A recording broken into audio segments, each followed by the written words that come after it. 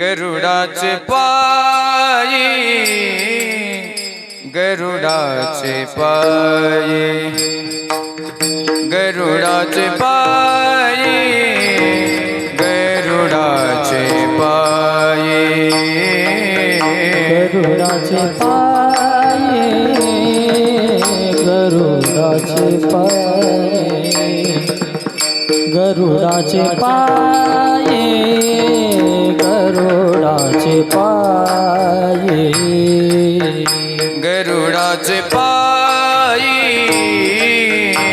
गरुडाचे पायी, गरुडाचे पायी, गरुडाचे पायी, गरुडाचे पायी, गरुडाचे पायी, गरुडाचे पायी, गरुडाचे पायी, ठेवी वेळो वेळा डोई, ठेवी वेळो वेळा डोई, वेळो वेळा डोई, वेगे आनावा तो हरी, वेगे आनावा तो हरी, ठेवी वेळो वेळा डोई, ठेवी वेळो वेळा डोई, वेळो वेळा डोई, वेगे आनावा तो हरी, वेगे आनावा तो हरी, मजदीना ते उदरी, मजदीना ते उदरी, मजदीना ते उदरी, मजदीना ते उदरी, मजदीना ते उदरी,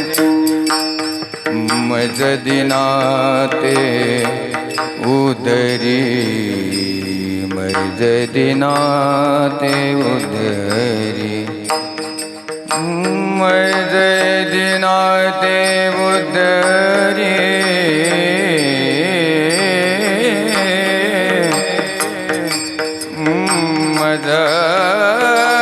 मजदीना ते, मजदीना ते, मजदीना ते उदरी, मजदीना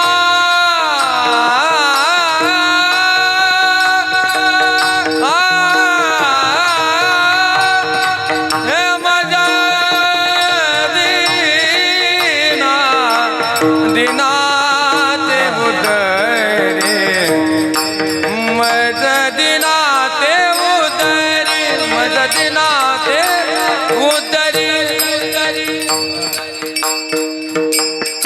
मजदीना ते उदरी,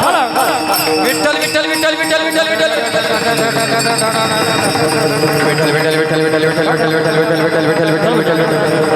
विठ्ठल विठ्ठल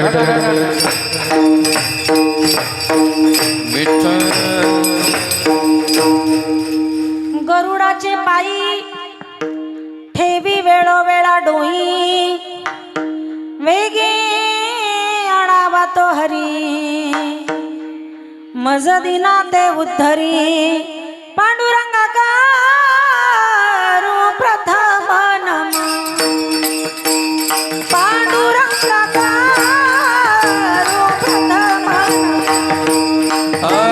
पांडुरंगा करू प्रथम नमन पांडुरंगा करू प्रथम नमन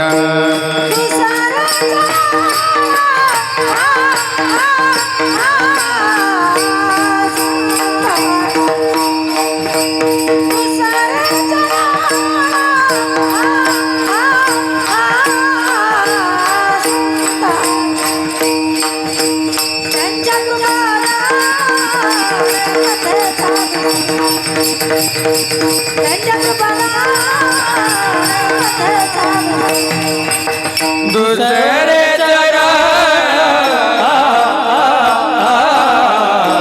संताचे दुसरे चरण संताचे त्यांच्या कृपादाने कथेचा विस्तार त्यांच्या कृपादाने कथेचा त्यांच्या कृपादाने कथेचा विस्तारू बाबाजी सद्गुरु दास तुका बाबाजी सद्गुरु दास तुका बाबाजी सद्गुरु दास त्यांच्या कृपादाने कथेचा विस्तारू बाबाजी सद्गुरु दास तुका बाबाजी सद्गुरु दास तुका बाबाजी सद्गुरु दास तुका दास तुका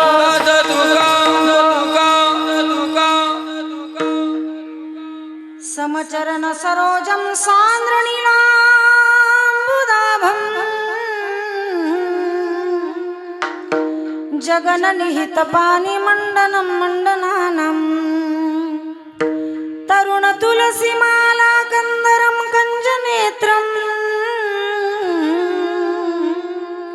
सदैवलहासं विठ्ठलं चिन्तयामि महागभीर नीरपूर पापधूत भूतलं वनत्समस्त पातकारी कारितापदाचलम्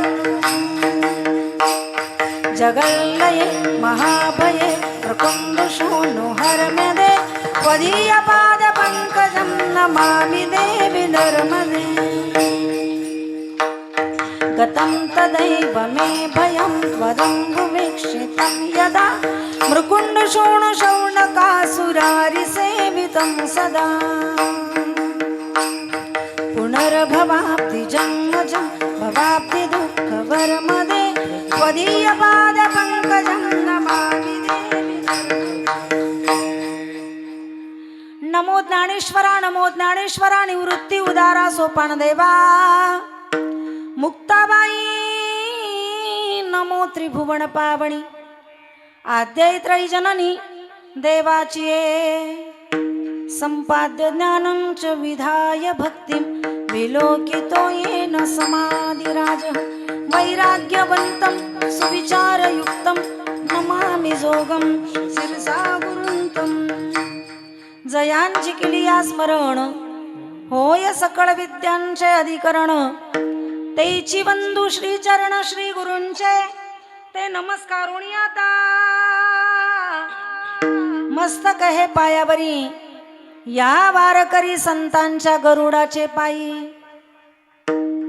ठेवी वेळोवेळा डोई वेगी आणावा तो हरी मज दिना ते उद्धरी प्रस्तुत प्रसंगी प्राप्तस्थळी चिंतना करता घेतलेला भंग हा महाराष्ट्राची भूषण देहूचे महासाधू विश्वगुरु जगतवंद जगतश्रेष्ठ श्रीमंत संत श्रेष्ठ श्री तुकाराम महाराजांचा प्रार्थना करणारा, विनंती करणारा, मागणी मागणारा, चार चरणाचा गोड असा अभंग चिंतना करता घेतला.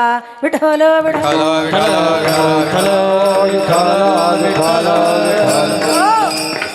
आज अभंगातून तुकोबरायांनी मागणी मागितली पण देवाकडे नाही.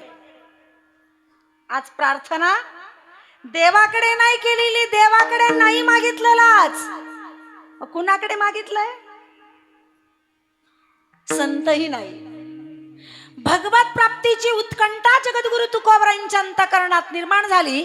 मी भक्ती करतोय, आता या अवस्थेमध्ये मला भगवंताची भेट व्हावी, ही तळमळ तुकोबरायांच्या अंतःकरणात निर्माण झाली. आणि भगवान भेटत नाहीये, प्राप्त होत नाहीये, भगवंताचं दर्शन होत नाहीये. म्हणून भगवंताच्या जवळ असणारे जे भगवंताचे सहकारी आहेत, त्या सहकार्यांनी मला भगवंताचं दर्शन करून द्यावं, भगवंताची भेट घडवून द्यावी. म्हणून देवाच्या जवळ असणारे जे सहकारी आहे, त्या सहकार्यांकडे विनंती करणारा, सगळ्यांच्या पाठातला परिचयाचा चार चरणाचा अभंग तुकोबरायांचा आहे. विठ्ठल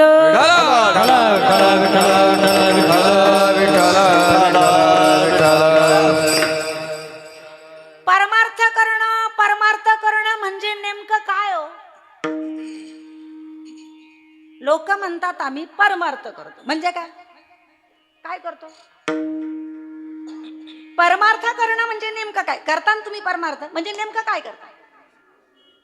परमार्थ परमार्थ म्हणजे काय? तर परमार्थ शब्दाचा अर्थ आहे भगवत भेटीचा साक्षात्कार होणं, या नाम परमार्थ. भगवंताचा साक्षात्कार होणं, भगवंताचं दर्शन होणं, याला काय म्हणतात? परमार्थ. ज्ञानी होणं सर्वसामान्यांकरता अवघड आहे, पण भक्तांकरता सोपं आहे.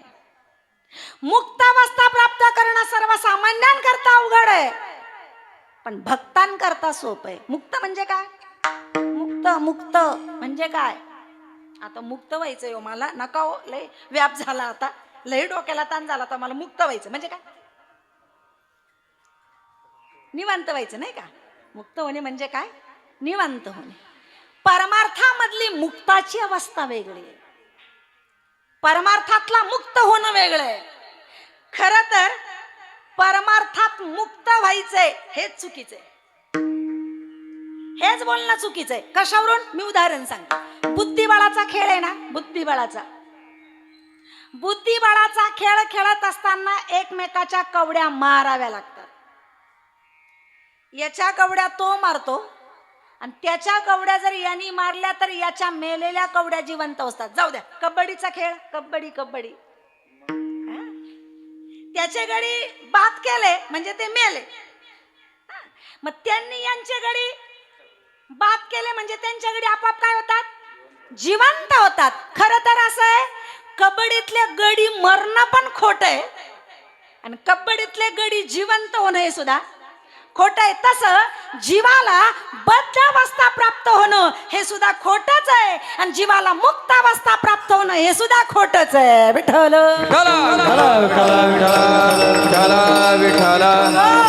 असं का बरं? अहो मुळातच आपला जीव मुक्त आहे पूर्वीपासूनचा, पण मग बंधनात का अडकला?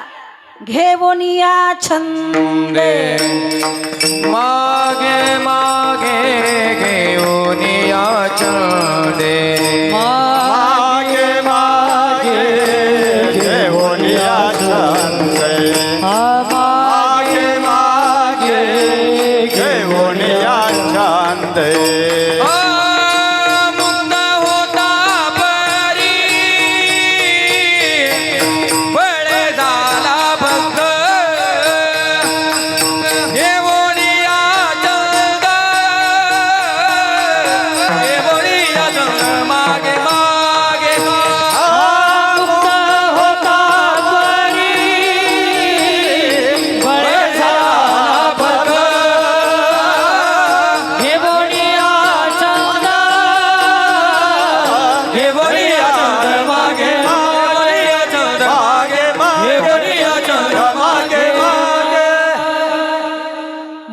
होता परी आपण पहिले मुक्तच होतो.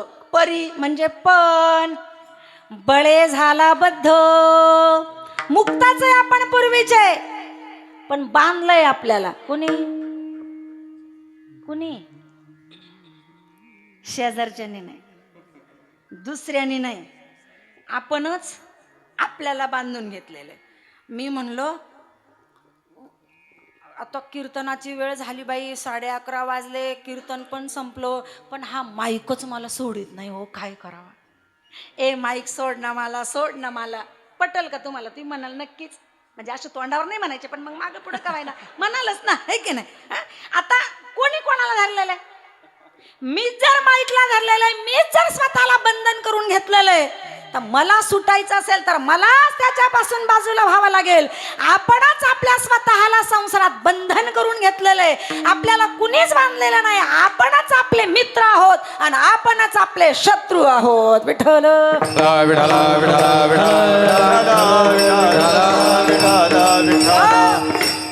ज्ञानी होता येईल आपल्याला, मुक्तही होता येईल आपल्याला. भरपूर ज्ञानी आहे महाराज, भरपूर मुक्त आहेत. नर्मदा मैयाच्या काठावर तर खूप बघायला मिळतात ज्ञानी भक्त, मुक्त भक्त. हे त्यांच्या मस्तीत जीवन जगत असतात. ते ज्ञानी भेटतील, मुक्त भेटतील, पण भगवंताचा साक्षात्कार झालेले कमी बघायला भेटतील आपल्याला. आणि भगवंताचा साक्षात्कार जीवनात होणं याचंच नाव आहे परमार्थ. पण भगवंतही सहजासहजी नाही भेटत. त्याला भेटण्याकरता सायास करावे लागतात, कष्ट करावे लागतात. आपण सायास करतोय का परमार्थात? परमार्थात सायास नाही करत आपण, प्रयत्न नाही करत. प्रयत्न करतोय, सायास करतोय, पण कुठे करतोय?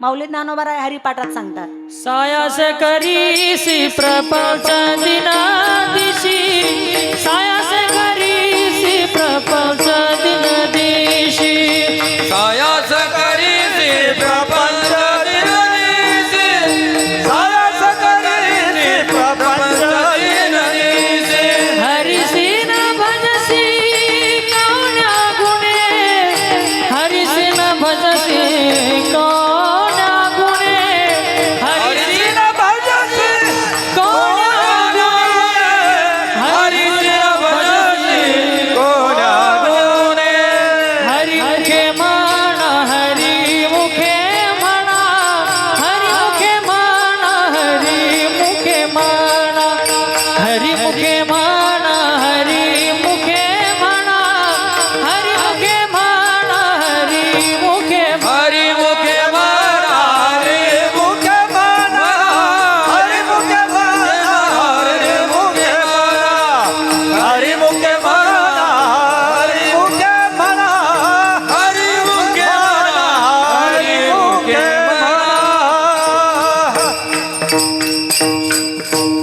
सायास करीशी, पण कशात? परमार्थात नाही, प्रपंचात. सायास करीशी प्रपंच. प्रपंचात आपण सायास करतो, कष्ट करतो. किती वेळा? दिवसभरातून किती वेळा? नाही, दिननिशी शब्दाखाली अंडरलाईन करा. रात्रंदिवस प्रपंचात काळ्या बैलासारखं मरतोय आपण. ज्ञानोबा म्हणतात मरा ना. मरा ना म्हणजे असे मरा ना नाही, करा ना तुम्ही सायास, करा कष्ट प्रपंचात, पण हरीशी न भजसी कोण्या गुणे. अरे या प्रपंचाच्या व्यापामध्ये माझ्या हरीला दिवसभरातून एकदा तरी भज रे, एकदा तरी चिंतन कर रे. परमात्मा सहजासहजी प्राप्त होत नाही, सायास करूनही प्राप्त होईलच असं सांगता येत नाही. का बरं?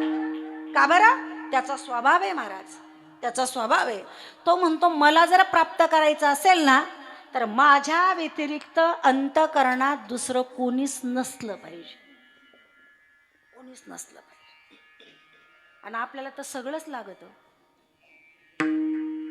पत्नी पाहिजे, पती पाहिजे, पोरं पाहिजे, पदप्रतिष्ठा पाहिजे, पैसा पाहिजे, नावलौकिक पाहिजे, देव भी पाहिजे, सगळं पाहिजे. पण सगळं सोबत नाही. कशावरून? उदाहरण सांगते. पती पत्नी दोघ जण, तर त्या पतीला काय वाटतं माहिती का? माझी पत्नी माझीच असली पाहिजे, माझ्या पत्नीच्या आयुष्यात दुसरं कोणीच नसलं पाहिजे, ती फक्त माझी आहे. हे कुणाला वाटतंय? कुणाविषयी वाटतंय? मग पत्नीला काय वाटणार आहे? तिलाही पतीविषयी तीच अपेक्षा आहे ना, माझा पती माझाच असला पाहिजे, दुसऱ्याचं ऐकलं नाही पाहिजे, कुणाच्या सोबत राहिला नाही पाहिजे, त्याच्यावर सर्वस्वी माझाच अधिकार असला पाहिजे. अशी दोघांची एकमेकाविषयी जशी एकनिष्ठता आहे, मग मला सांगा, संसारातले नवरा बायको जर एकमेकाविषयी एवढी एकनिष्ठतेची अपेक्षा करता, तर परमार्थात देवानं आपल्याबद्दलची एकनिष्ठता अंतःकरणात आली तर त्याचं काय चुकलं? विठ्ठल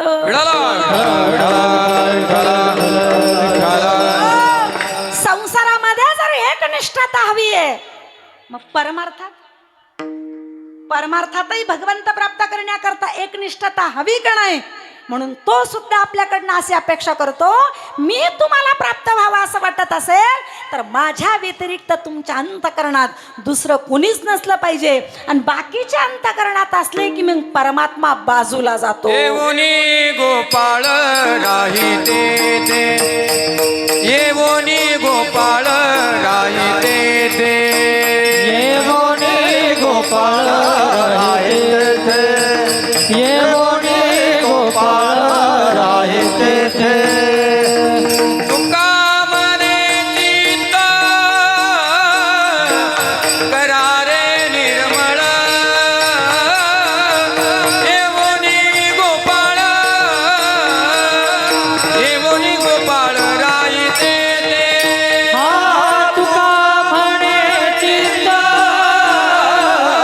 करारे निर्मळ,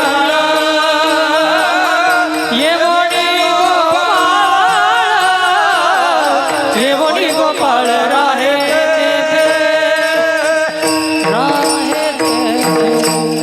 येवोनी गोपाळ राहे तेथे. गोपाळ येईल आपल्या अंतःकरणात, पण कधी? तुका म्हणे चित्त करारे निर्मळ, निर्मळ झाल्याशिवाय परमात्मा येणार नाही. मग तोही आपल्याकडनं एकनिष्ठतेची अपेक्षा करतोय. तू कोबराही विचार करतायत, मी भगवंताशी एकनिष्ठ आहे, भगवत प्राप्ती करण्याकरता फार प्रयत्नही करतोय, आणि तुकोबराईंच्या अंतःकरणामध्ये देव भेटावा ही इच्छा पण निर्माण झालीये. पण दुःख हे तुकोबराईंना अंतःकरणात इच्छा निर्माण होऊन देव भेटत नाही. का भेटत नसावा देव मला? का परमात्मा मला दर्शन देत नाहीये? माझा परमार्थ संपला. आपला परमार्थ संपला असं कधी म्हणावं? आपण परमार्थ करतोय ना, संपला असं कधी म्हणायचं?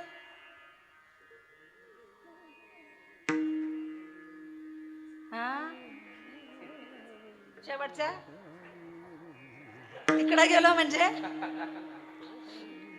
नाही, मेल्यावर तर परमार्थ संपेल, पण जिवंत असताना सुद्धा महाराज परमार्थ संपतो. कधी माहिती का?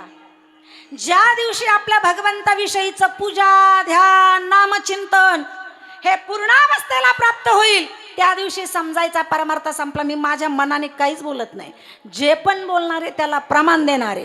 पूजा ध्यान जप त्यासी नाही, पूजा ध्यान जप त्यासी नाही, पूजा पूजा ध्यान त्यासी नाही, पूजा ध्यान जप. जे जे दृष्टी दिसे ते हरी रूप, पूजा ध्यान जप त्यासी नाही, पूजा ध्यान जप त्यासी नाही. जे जे दृष्टी दिसे हरी रूप, पूजा ध्यान जप. दासी नाही, पूजा ध्यान जप. दासी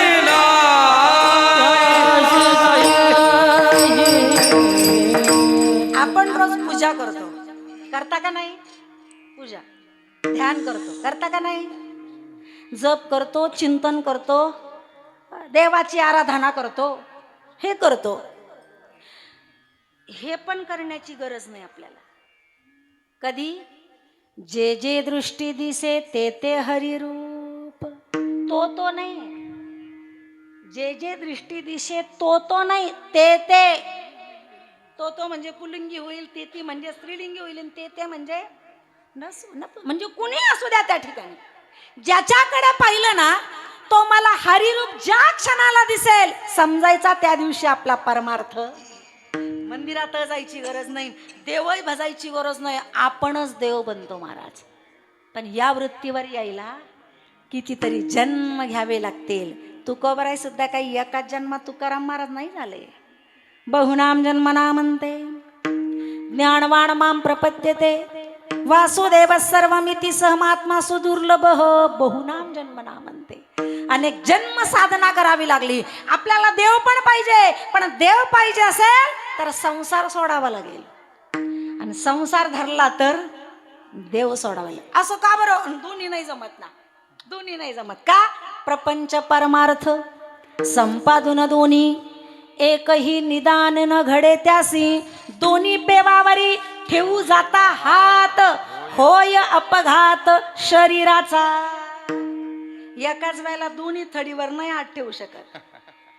एक तर परमार्थच, नाही तर मग प्रपंच. महाराज, अंतकरणाच्या म्यानात प्रपंच आणि परमार्थ दोन तलवारी एकत्र राहू शकत नाही. एक तलवार ठेवायला एकच म्यान लागेल. आपल्याकडे चित्ताचं अंतकरणाचं एकच म्यान आहे. एक तर त्या अंतकरणामध्ये परमार्थ तरी राहील, नाहीतर प्रपंच तरी राहील. विठ्ठल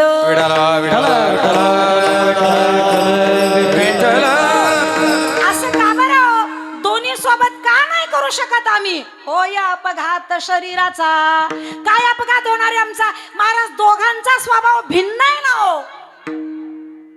प्रपंचाचा स्वभाव भिन्न आहे आणि परमार्थाचा स्वभाव भिन्न आहे. काय संसाराचा स्वभाव? संसार दुःख मूळ चौकडे इंगळ, दुःख मूळ चौकडे इंगळ, विश्रांती नाही कोठे रात्रंदिवस तळमळ, विश्रांती नाही कोठे रात्रंदिवस तळमळ, काम क्रोध लोभ शोणे पाठी लागले ओढाळ, क्रोध लोभ दोन्ही पाठी लागले ओढाळ, कबनामी शरण जावो दृष्टी देईल निरमळ, करुणामे शरण जाओ दृष्टी देईल निर्मळ, धर्म जागो सदैवाचा जे बापर उपकारी, आंधळा दृष्टी देतो त्याचे नाव मी उच्चारू. धर्म जागो सदैवाचा, जे बापण उपकारी, आंधळ्या दृष्टी देतो त्याचे नाव मी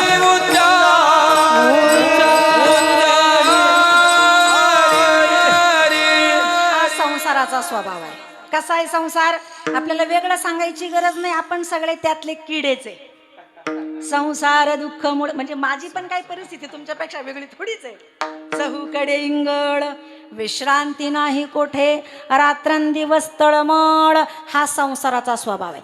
या पलीकडे परमात्माचा स्वभाव भिन्न आहे. तुका म्हणे तुची खरा, एर वाऊगा पसारा. संसार खोटा आहे, लटिका हा व्यवहार, सर्व हा संसार वाया इरझार हरिवीन. संसार खोटा आहे आणि परमात्मा खरा आहे का ना स्वभाव भिन्न?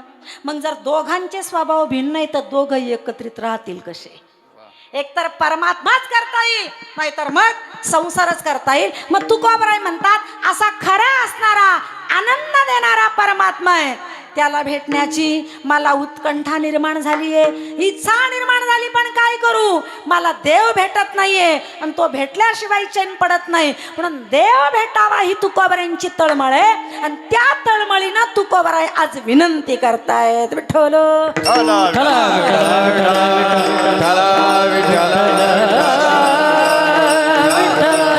ठीक आहे तुकोबराय, संसाराचा स्वभाव आम्हाला कळला, नवे नवे माहितच आहे.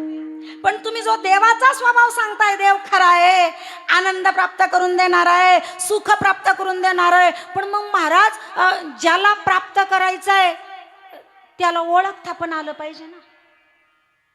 नाही तर मग तो येऊन समोर उभा राहायचा आणि तरी आपल्याला ओळखू येत नसेल तर मग तो येऊन तरी काय उपयोग आहे. एक माणूस होता,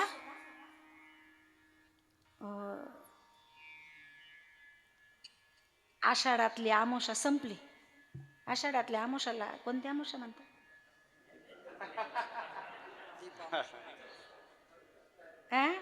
म्हणजे आपण तिकडचे नाही पण तरी शब्द माहिती आपल्याला. हा आहे की नाही? खर तर नाही म्हणावं त्याला. सगळ्यात महत्वाची अमावस्या ती दीप अमावस्या. दिवाळी सारखी दीप लावावी, आपल्या आयुष्यामध्ये प्रकाश होईल, उज्ज्वलता प्राप्त होईल. कोणी आणला तो शब्द कोण जाणे. आता दुसऱ्या दिवसापासून श्रावण चालू होणार असतो ना, मग म्हणून बहुतेक घ्यावा त्या दिवशी जीवनाचा आनंद. मग असा एक भक्त होता, तो म्हणे आजच्याच दिवस आपल्याकडं, उद्यापासून श्रावण लागणार आहे. मग त्यानं त्या दिवशी मस्तपैकी जीवन जगला. दुसऱ्या दिवसापासून श्रावण सुरू झाला आणि दुसऱ्या दिवशी सकाळी स्नान वगैरे केलं, तांब्याभर पाणी घेतलं आणि म्हणले आता आजपासून महिनाभर भगवान शंकराला जल व्हायला जायचं. बरे हे लय भोळं माप. त्याचं असं आहे महाराज, तुम्ही काही जरी म्हणले, काही म्हणले नाही ना, नुसतं मंदिरात जाऊन असं केलं तरी पावतं, इतकं भोळ आहे.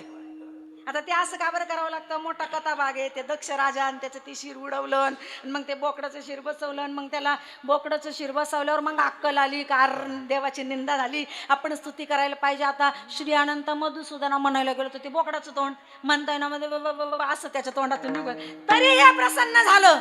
म्हणून भगवान शिवाच्या मंदिरात गेल्यावर तुम्ही कितीही श्लोक म्हटले, पण जाता जाता असं केलं की भगवान प्रसन्न होतात. आणि हात रोज लोटाभर जल व्हायचा, भगवान प्रसन्न झाले. वा भक्ता, मी प्रसन्न आहे, काय पाहिजे तुला? तो काही नाही देवा, तुम्ही माझ्या घरी यावं एवढीच माझी इच्छा आहे. एवढीच इच्छा आहे ना, बर येईल मी तुझ्या घरी. मग म्हटले मी येईल तुझ्या घरी, पण मला ओळखशील का? का नाही ओळखणार म्हणले, तुमची माझी भेट झाली, आता ओळखाल देवा मी तुम्हाला, या. मग आता देव आपल्या घरी येणार आहे म्हणून मंडप टाकला, आचारी बोलावला, मोठी जेवणाळा त्यानं ठेवली, पाहुणे रावळे बोलवले, गावातले सगळे लोक बोलवले, देव येणारे, देव येणारे, देव येणारे. भगवान आले त्याच्या घरी भिकाऱ्याच्या रूपात. हे चल चला, पाहुणा रावळ्याला जेवण आहे, देव येणारे, चल हो बाजूला, काढून दिलं. मग भगवान कुत्र्याच्या रूपात आले. नाही ओळखू आलं महाराज, कमरात लाकूड टाकलं. सापाच्या रूपात आले भगवान, काठीने मारलं. संध्याकाळ झाली, गेले बाकीचेच लोक जेवून. वाईट वाटलं याला, ज्याच्या करता स्वयंपाक बनवला भगवान आले. देव खोटाय म्हणले, लबाड आहे, फसवतो भक्ताला. रात्री झोपलं आणि स्वप्नात त्याच्या भगवान आले. काय देवा, आणि माणसं खोटे बोलतील यात नवल नाही, तुम्ही सुद्धा खोटे बोलता आणि एवढा मोठा सोहळा केला आणि किती मोठा खर्च केला, तुम्ही आले नाही. अरे आलो होतो, कधी आले? मी पहिला भिक्षुकाच्या रूपात आलो, कुत्र्याच्या रूपात आलो, सापाच्या रूपात आलो. देवा पण मी ओळखलंच नाही. याच्याच करता देवाची ना आपली ओळख असावी, पण नेमकं काय ओळखायचं, कसं ओळखायचं देवाला? विठ्ठल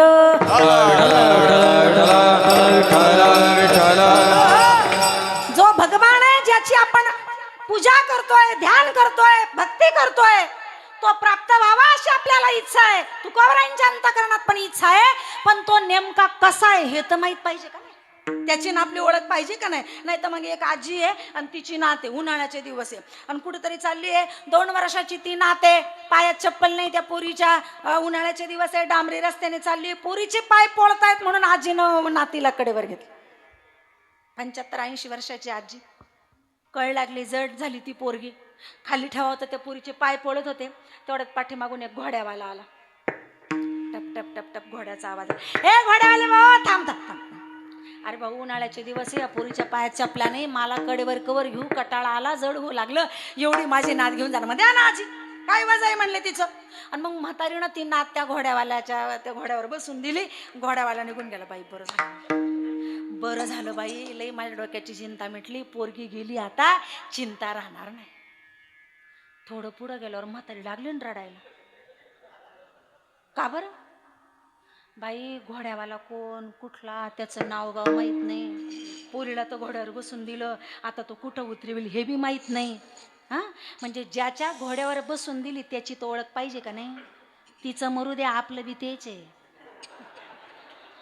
ज्याची भक्ती करतोय त्याची ना आपली तो ओळख पाहिजे का नाही? तो समोर जर आला तर त्याला ओळखायचं कसं? म्हणून तुकोबाराय म्हणतात, देवाला ओळखण्याकरता त्याच्या रूपाची ओळख असावी, त्याच्या कार्याची ओळख असावी, त्याच्या गुणाची ओळख असावी, त्याच्या स्वरूपाची ओळख असावी, त्याच्या स्वभावाची ओळख असावी. ओळख झाल्याशिवाय परमात्मा आपल्याला ओळखू येणार नाही. विठ्ठल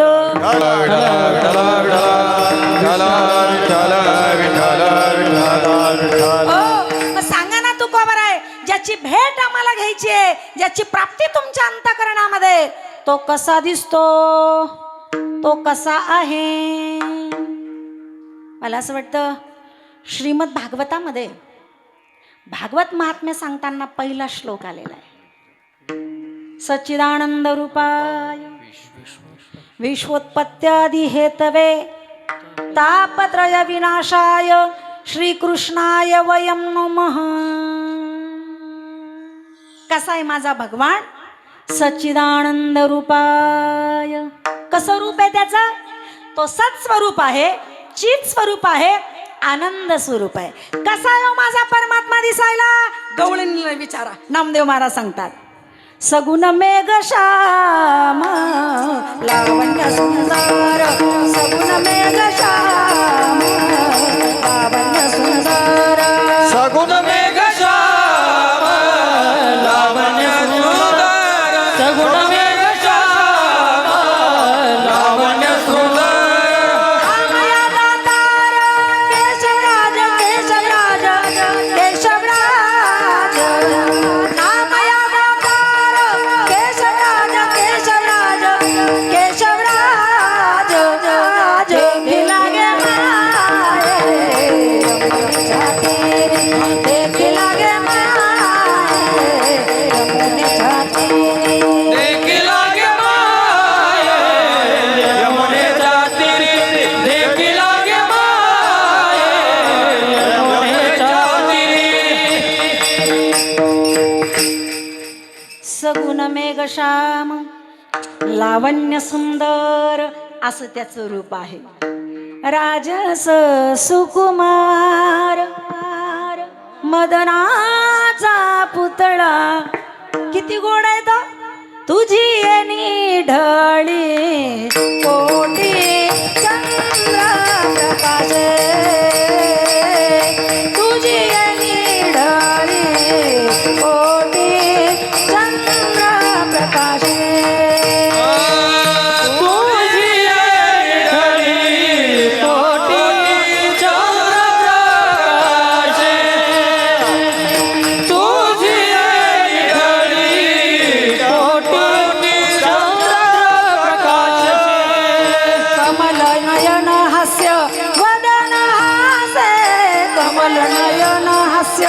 वदन हासे अलंकारे कृष्ण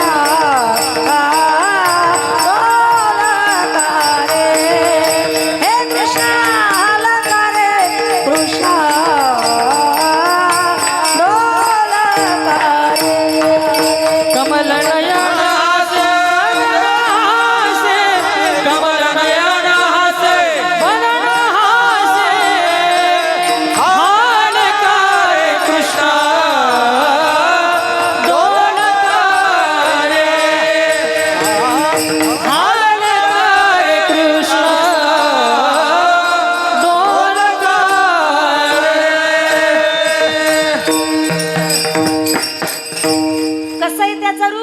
कमल नयन हास्य वदन हासे, हसमुख चेहरा आहे. त्याचं रूप कसं आहे, रूपाचं वर्णन कळलं, कसा दिसतो हे कळलं. बर त्याचं काय कार्य आहे हो? विश्वोत्पत्त्यादी हेतवे, विश्वाची उत्पत्ती करतो तो, जगाची निर्मिती करतो तो. जन हे विश्व निर्मिले, महर्षी देवा संस्थापिले, 21 वर्गाते धरिले, सत्ता मात्रे आपुलिया. आंधळ्या पांगळ्याचा एक विठोबनाता, आंधळ्या पांगळ्याचा प्रसवला विश्वतोची, सर्व होय जाणता प्रसवला विश्वतोची. घडीमोडी हेळा मात्रे पाप पुण्य संचिता, घडीमोडी हेळा मात्रे बाबा दुःख कोण वारी, तुझा वाचोणे चिंता. धर्मला जागो तुझा, तुझी कृपाळू राजा, धर्मला जागो तुझा, धर्मला जागो तुझा, तुझी कृपाळू राजा, धर्मला जागो. महिना झाला तरी वारीचं फॅड काही जात नाही. ती एनर्जी अंगातच राहते वारीची. गोड प्रसवाला विश्व तोच, या विश्वाला प्रसवणारा तोच आहे, विश्वाची निर्मिती करणारा. हे त्याचं कार्य आहे. तुझिया सत्तेने वेदासी बोलणे, तुझिया सत्तेने वेदासी बोलणे, तुझिया सत्तेने वेदासी बोलणे, तुझिया सत्तेने वेदासी बोलणे. सूर्यासी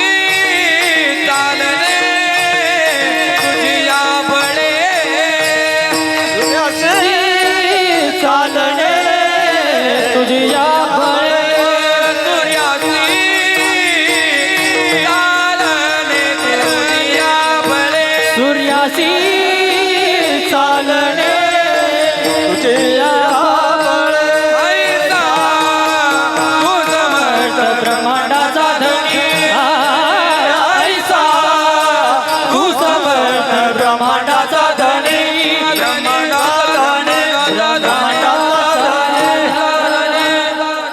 तुझिया सत्तेने वेदाशी बोलणे, सूर्याशी चालणे तुझिया बळे. चंद्र सूर्य कुणामुळे प्रकाशमान आहे?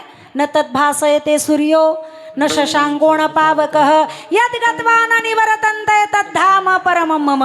चंद्र सूर्याला प्रकाश देणारा सुद्धा हाच आहे, हे त्याचं कार्य आहे. बर काय प्रभाव आहे त्याचा?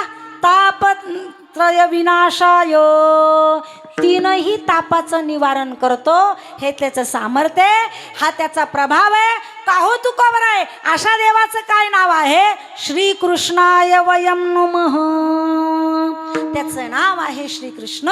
असा परमात्मा, त्याचं रूप कळालं, त्याचं कार्य कळालं, त्याचं गुण कळालं, त्याचा स्वभाव कसा आहे हो महाराज? महाराज इतका प्रेमळ आहे माझा भगवान, सगळं जग टाकून देईल आपल्याला, पण तो नाही टाकणार. सगळं जग आपल्या विरोधात उभं राहील, पण तो नाही राहणार. मी एक नेहमी प्रश्न विचारत असते, तुम्हाला जगाने डोक्यावर घ्यावं असं वाटतं की देवानं? मग देवानं डोक्यावर घ्यावं असं वाटत असेल ना, नका घेऊ जगाचं मनावर. जग जनार्दन आहे, ते बोलतच राहणार आहे. हे आज बोलतील, आज डोक्यावर घेतील आणि उद्या. पण हा तसा नाहीये. यानं एकदा जवळ घेतलं की तो पुन्हा आपल्याला दूर नाही करत. बर त्याच्याकरता काय करावं लागेल मग? त्यानं आम्हाला त्याच्या जवळ घ्यावं, डोक्यावर घ्यावं, याच्याकरता काय करावं लागेल? अहो काय करू शकतो आपण? काय करू शकतो आपण? आपल्या मनाने त्याला काहीच देऊ शकत नाही महाराज. हे सगळं तर प्रोडक्शन त्याचंच आहे, सगळं त्यानंच बनवलेलं आहे. पत्रम पुष्पम फलम तोयम यो मे भक्त्या प्रयच्छति तदहम भक्त परुतमश्नामी प्रयतात्मनः. पानं, फुलं, फळं, फुलं, पाणी सगळं कोणी निर्माण केलंय? आणि मग आपण काय करतो? गंगेतून पाणी घेतो आणि कुणाला समर्पित करतो? म्हणजे तिचंच तिला. झाडाचं फुल तोडतो आणि कोणाला अर्पण करतो? देवाला. झाड फुल फळ त्यानंच निर्माण केले, पण तो काय म्हणतो? माझं का होईना मला समर्पित करा. पण कसं समर्पित करा? श्रद्धेने करा. तो काय कसा आहे माहिती का त्याचा स्वभाव? मला अर्पण करणारा कोण आहे हे बघत नाही तो. अर्पण काय करतोय हे पण बघत नाही तो. अर्पण करणाऱ्याचा भाव बघतो, भाव. महाराज, काय विदुर काकांचं चरित्र आलंय.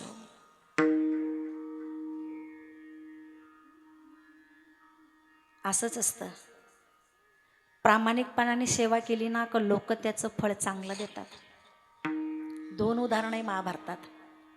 एक पितामह भीष्माचार्य आणि एक विदुर काका.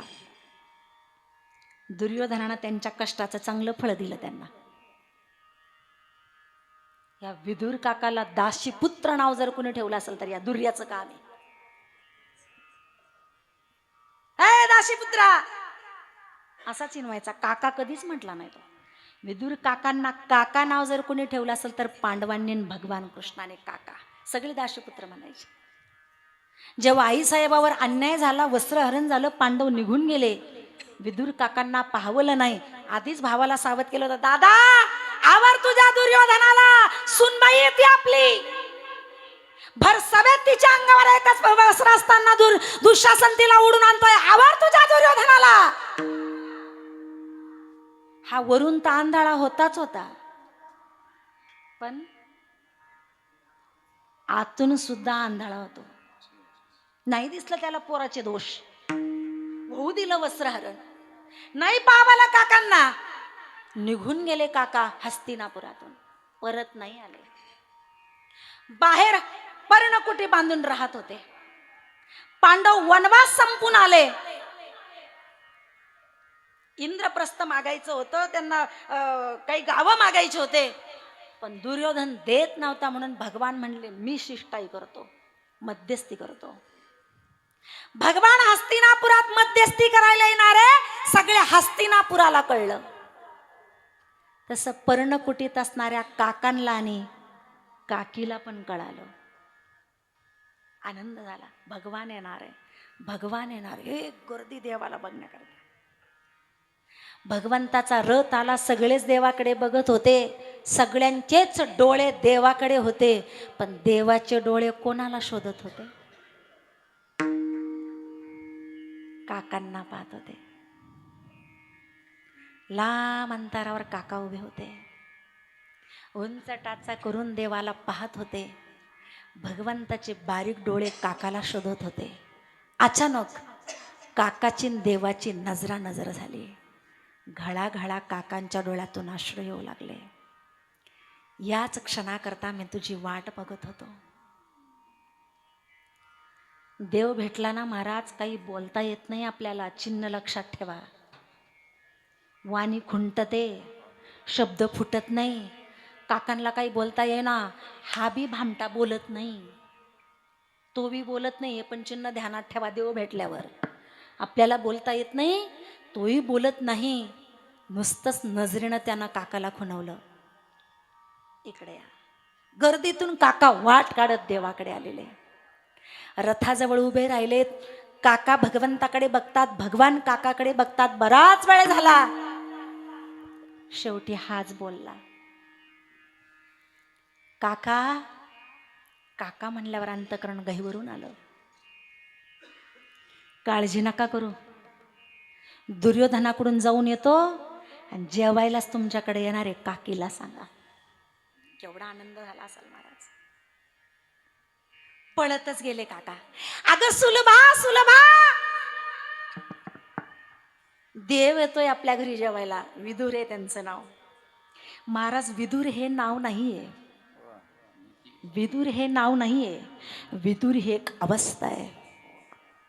वि अधिक दूर बरोबर विदुर. वि म्हणजे विषय, दूर म्हणजे लांब. ज्यांच्या अंतकरणापासून विषयच लांब गेलेले ते विदुर आहेत महाराज.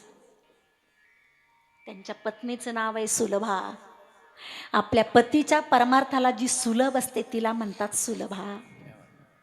सुलभा, भगवान येणारे आपल्या घरी जेवायला.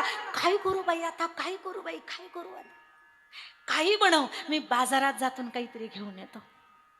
काका बाजारात गेले. देव येणार आहे. संसारातला सर्वसामान्य पाहुणा येणार असला तरी साफसफाई केल्या जाते. जगाचा मालक येणार आहे. सगळं सारून पोचारून काढलं काकीने. भगवंताला बसण्याकरता उंच आसन बनवलेलं. घर स्वच्छ झालंय, आता मी पण स्वच्छ होते. दरवाजा लावून घेतलाय आणि स्नाना करता गेलाय. वस्त्र अंगावर येऊन पाणी टाकलेलं आहे. पूर्वी काही साबण नाही, काही नाही. केस स्वच्छ करण्याकरता त्याच्यात माती लावलेली आहे, चिखल लावलाय अंगाला आणि भगवंताच्या चिंतनात स्नान करतायत.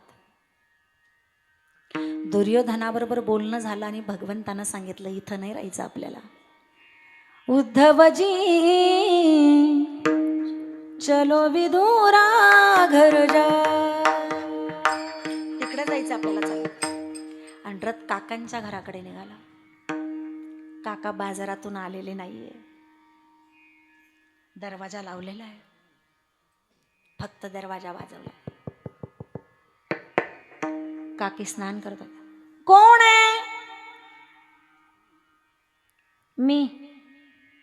श्रीकृष्ण. श्रीकृष्ण शब्द कानावर पडल्याबरोबर देहबान हरपून गेल्या काकी. मी कोणत्या अवस्थेत आहे हे सुद्धा भान नाही राहिलं आहे. त्या अवस्थेतून स्नान घरातून बाहेर आलेले आहे. तशाच धावत पळत आलेले आहे. केसातून सगळा चिखल खाली पडतोय. अंगावरचे कपडे सगळे पाण्याने भिजलेले आहे. पाण्याच्या धारा सगळ्या खाली चाललेल्या आहे. आणि काकींनी दरवाजा त्याच अवस्थेत उघडलेला आहे. भगवंताला पहिलं डोळ्यातून आनंद अश्रू वाहत आहे. देवाचं मनगड धरलंय. मनगड धरणाऱ्याच्या पण हातात तेवढी ताकद लागते महाराज. मनगड धरलेलं आहे, त्याचं घरात आणलेलं आहे. त्याला कसलंच भान नाहीये. त्याच्याकरता उंच आसन बनवलेलं आहे. ह्या बसल्या त्या उंच आसनावर. खाली पोतं टाकलेलं तर त्याच्यावर याला बसवलं. हा बी बसला खुशाल. त्यालाही भान नाही राहिलं आपण कशावर बसतोय. इकडं मऊ मऊ गालीच्यावर बसतो आणि इथं पोत्यावर बसतो. बाहेर केळीचे झाडं होते, घडं तोडून आणले होते. प्रसंग तुम्हाला माहिती आहे. देवाकडे बघावं, त्या फणीतली एक केळी तोडली काकीनी. ती सोललेली आहे. गाबा घेतला आपल्याकडं, साल दिले. गाबा खाऊन घेतला काकीने आणि साल. आता ती तर नव्हती भानावर, पण हा तर भानावर पाहिजे ना. स्टँडवरची शेळी कशी गबा गबा खाती ते साल, त्या शेळीसारखा हा गबा गबा ते साल खात होता महाराज. उद्धवजींनी बाहेरूनच पाहिलं. बरे आपण बाहेरच. उद्धवजी बाहेरच थांबलेले आहेत. थोड्या वेळानं काका आले. रथ दिसतोय, उद्धवजी बाहेर दिसतायत. भगवान कुठे आहेत? आणि म्हणून उद्धव जवळ, देव कुठे? आत पा जरा काय चाललंय. दरवाजातून काकांना पाहिलं. सुलभा, अगं काय करतेस? पती कुठं भानावर आहे ऐकायला. नंतर 5 मिनिटांनी काकाच्याच मनात आलं, तिनं असं नाही वागावं तर कसं वागावं. तिनं का नाही वागावं असं. 12 वर्ष माझे पांडव निघून गेल्यानंतर आम्ही पती पत्नी पर्णकुटीत राहतोय. मातीची भगवंताची मूर्ती, रोज त्याची पूजा करते. ही रोज त्याला नैवेद्य दाखवते. आणि काकाला रोज एकच प्रश्न असायचा, भगवान आपल्या घरी येतील का हो? भगवान आपल्या घरी येतील का हो? भगवान आपल्या घरी येतील का हो? त्या भगवंताच्या दर्शनाकरता आलेली वेडी पिसी माझी सुलभा, तिनं असं नाही वागावं तर कसं वागावं. काका आत गेले. काकीला हलवलं. सुलभा. काकी भानावर आल्या आणि मग स्वतःकडे पाहिलं तर लाजल्या. माऊल्यांनो, ही परमार्थातली उच्च अवस्था व्हायला फार साधना करावी लागते. तो इतका सोपा नाही आपल्या घरी यायला. या अवस्थेत यावं लागतं, तेव्हा तो न बोलावता आपल्या घरी येतो. विठ्ठल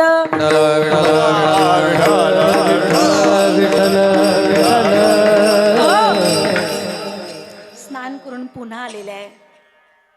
काका म्हणतात, खा ना देवा, खा ना. केळी सोललेली आहे, साल्ट फेकलेले आणि गाभा त्याला दिलेला आहे. त्यानं केळीतला गाभा खाल्ला आणि तोंड जरा वाकडं केलं. काका, ते मगाशी काकीने दिलेल्या केळी संपल्या का? त्याच आहेत. मग असा बदल का झाला? गाभा गोड नाही लागला त्याला गोड काय लागलं? मी साल खातोय का सुलभा देवी मला साल देताय? त्यानं हे नाही पाहिलं, फक्त सुलभा देवीच्या अंतःकरणामध्ये माझ्याविषयी काय भाव आहे तो त्यानं पाहिलाय. विठ्ठल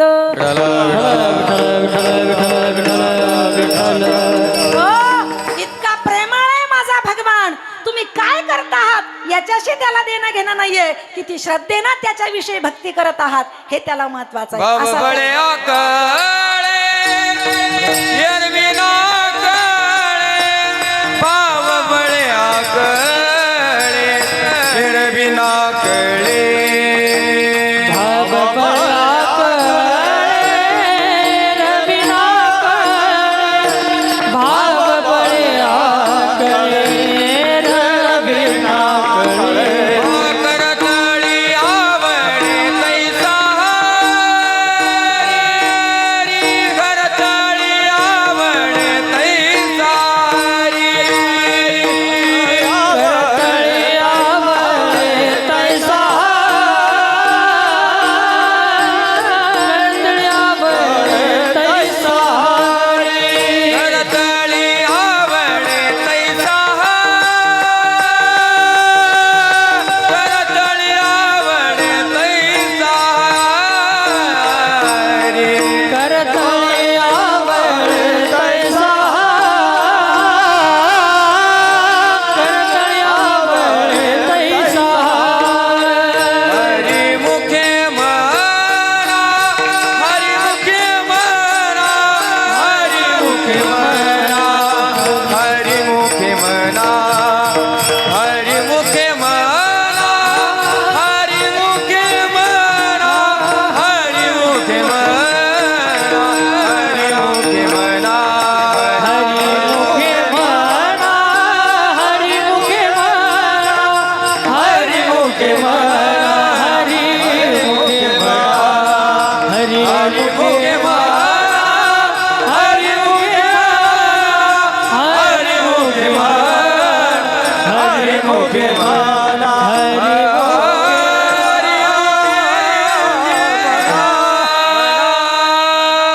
भाव बळयाकडे एरविनाकडे. भाव नसेल तर तो नाही कळणार आपल्याला. स्वभावच आहे त्याचा माऊल्यांनो. तो कधी दूर नाही करत, आपल्याला टाकून नाही देत. त्याचा स्वभावच असा आहे. भगवान 14 वर्षाचा वनवास दिलेला आहे आईनं, आणि भगवान वनवासाला निघालेले. अरण्यातून जाताना एक रान लागलेलं आहे. त्या रानामध्ये निषाद राहत होते. निषाद ज्यांना हीन मानत होते, कुणी जवळ पण उभं करत नव्हतं, त्या निषादांना भगवान प्रभू रामचंद्रांनी आपल्या हृदयाला लावलं. भरतजी मागून जेव्हा प्रभू रामाला आणायला गेले ना, त्याच रस्त्याने गेले तर ते निषाद भेटले आणि विचारलं, का हो माझे प्रभू या रस्त्याने आले होते का? हो आले होते ना. भेटले का तुम्हाला? हो. मग काय केलं तुम्ही? आम्ही प्रभूला साष्टांग दंडवत घातला. प्रभूंनी आमच्या दोन्ही खांद्याला हात लावला, आम्हाला उठून उभं केलं आणि तुमच्या भगवंतांना आम्हाला हृदयाला लावलं. माझा भगवान जर निषादाला हृदयाला लावतोय, मग मी का नको राहू? भरतानं सुद्धा निषादांना भेट दिली महाराज. इतका भगवानचा स्वभाव भोळा आहे. 80 वर्षाची शबरी माता आहे. काय अवसान होतं तिचं, पण तिच्या तोंडातले उष्टे बोरं खातोय हा त्याचा स्वभाव आहे. अहो माणसांना जीव लाविल यात नवल नाही. आपल्या जवळ आहे सर्व तीर्थ टाकेत. कोण आहे तो प्राणी? काय नाव आहे त्यांचा? कोणत्या कुळात जन्म घेतलेला होता त्यांनी? कोणत्या कुळात? पक्षी आहे बरोबर आहे, पण कोणत्या कुळात? गिधाड. गिधाडाची जात आहे ती. गिधाडा करता इथे येतोय, नाही तर काही काम नाही त्याचं इकडे यायला. सर्व तीर्थ टाकेतला बापाला वचन दिले. खूप मोठा इतिहास आहे. काही काहीला वाईट नका म्हणू. कैकेयीचं चरित्र जर तुम्ही पाहिलं ना, कौशल्याने फक्त जगाला राम दिला, पण कैकेयीनं जगाला राम दाखवला. विठ्ठल काहीच काम नाही त्याचं इकडे नाशिकला यायचं, तरी तो इथं सर्व तीर्थ टाकेतला आला. त्या गिधाडाच्या जातीत जन्माला आलेला जटायू आहे. मांडीवर घेतोय महाराज तो त्यांना, आपल्या पितंबरानं अंग पुसतोय. त्या गिधाडा करता सगळ्या तीर्थांना इथं बोलवतोय आणि स्वतःच्या हातानं गिधाडाच्या चोचीत पाणी ओततोय. हा स्वभाव आहे त्याचा.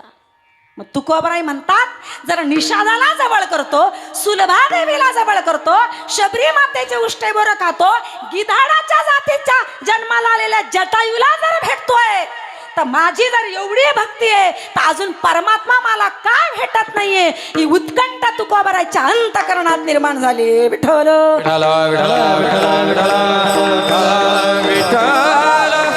देवाच्या भेटीसाठी तुकोबराईंची अवस्था झालेली आहे. जीवना वेगळी मासोळी तैसा तुका तळमळी.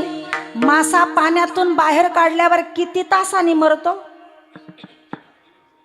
आता याला बी विचार करावा लागतो का? किती तासांनी? काही क्षणात मरतो का? ते जीवनच त्याचं जीवन आहे, पाणीच त्याचं जीवन आहे. जसा तो राहू शकत नाही ना, तसा परमात्मा जर मला भेटला नाही तर मी त्याच्याशिवाय राहू शकत नाही. तो भगवंत भेटावा ही तुकोबराईंच्या अंतःकरणामध्ये तळमळ निर्माण झालीये. मग कुणीतरी म्हणलं तुकोबराईंना, जाऊ दे ना, नसल भेटत देव, काय देव भेटण्याकरता तुमचा एवढा अट्टास करताय तुम्ही, आणि देवाच्या ऐवजी ब्रह्मज्ञान प्राप्त करा. तुकोबराई म्हणले, नको नको ब्रह्मज्ञान, आत्मस्थिती भाव, नको ब्रह्मज्ञान, आत्मस्थिती भाव, नको ब्रह्मज्ञान, आत्मस्थिती भाव, नको ब्रह्मज्ञान, आत्मस्थिती भाव. मी भक्ता तू देवा ऐसे करी, मी भक्ता तू देवा ऐसे करी. हे दावी रूप माझा गोपिका रमणा, दावी रूप माझा गोपिका रमणा. मी भक्त तू देव ऐसे करी, मी भक्त तू देव ऐसे करी. दावी रूप माझा गोपिका रमणा, दावी रूप माझा गोपिका रमणा.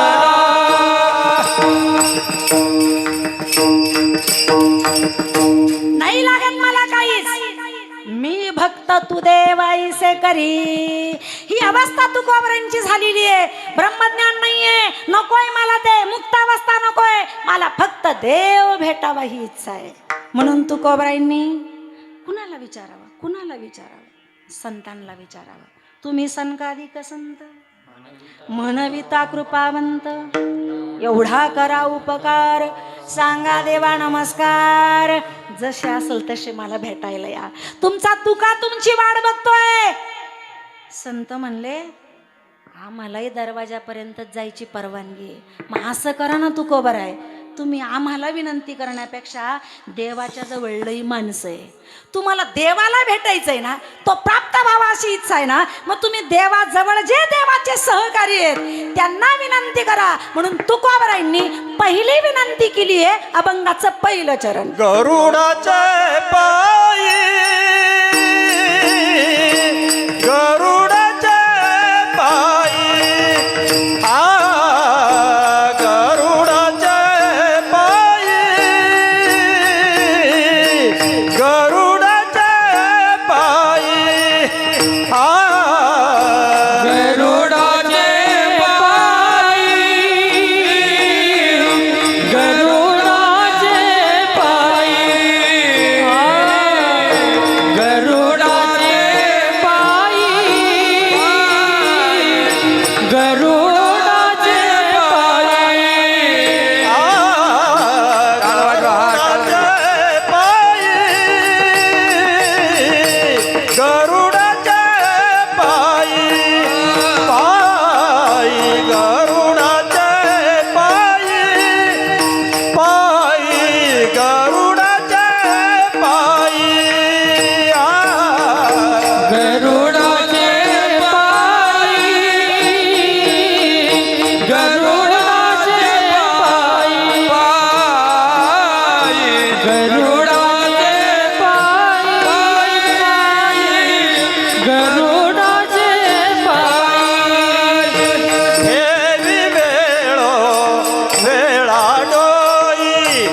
ठेवी वेळ वेळा डोई ठेवी वेळ वेळा डोई ठेवी वेळ वेळा डोई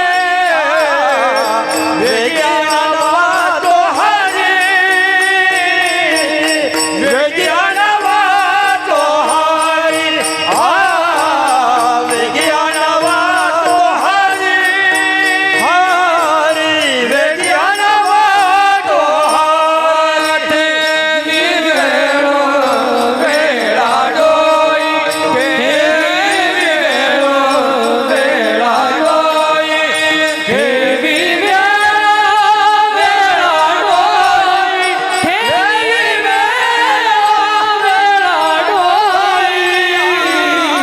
विज्ञानवा तो हरी विज्ञानवा तो हरी विज्ञानवा तो हरी विज्ञानवा तो हरी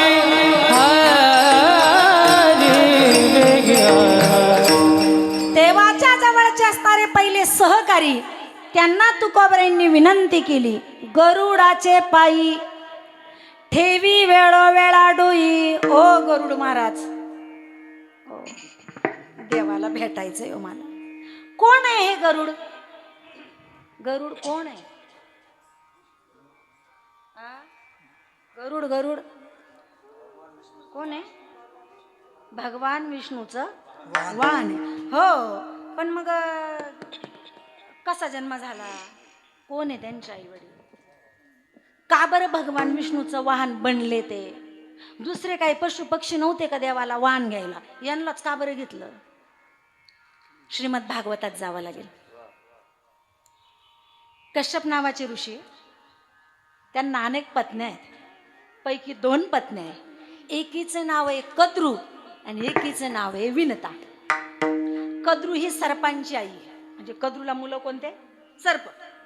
आणि मग त्या कद्रूला मुलं होत नव्हते, विनताला मुलं होत नव्हते. मग त्या महाराजांना म्हणे, ओ किती वर्ष झाले लग्नाला, संतती नाही ना आम्हाला.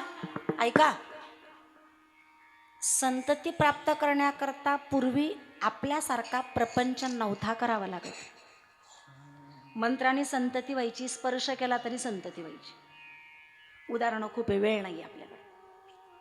त्यांनी त्या कद्रूला काही अंडे दिले आणि विनतालाही 2 अंडे दिले. तर त्या कद्रूचं एक एक एक एक अंड फुटत चाललं, त्याच्यातून एक एक साप एक एक साप एक लटांबरच लागलं.